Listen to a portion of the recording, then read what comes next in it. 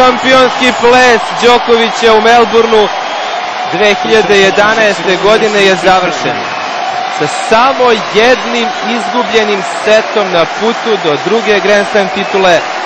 Đoković je pokazao da je u velikoj formi završio 2010. i počeo 2011. godinu.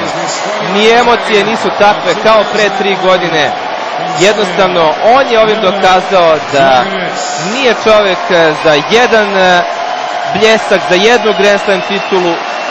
On je teniser za mnoga velika dela i u bliskoj i u daljoj budućnosti. Čovek koji definitivno ne može, a da ne bude prvi na svetskoj rang listi. Pitanje je dana samo kada će se to dogoditi. Čak i ako ne bude ove godine, doći će i sledeća godina, ali sudeći po svemu viđenom u poslednjih nekoliko meseci, po želji, odlučnosti koju pokazuje Đoković u nastojanju da ova predolimpijska godina bude u potpunosti njegova, zaista nisu mali izgledi da već u toku kasnog proleća i možda početkom leta se maksimalno približi broju 1.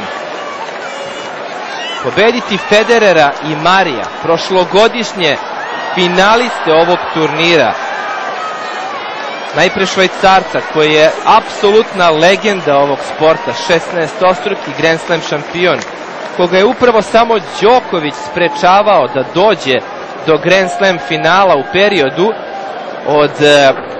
od maja 2005. odnosno početka juna, kada je igrao Federer prvo finale Roland Garrosa, pa sve zaključno sa Australian Openom 2010.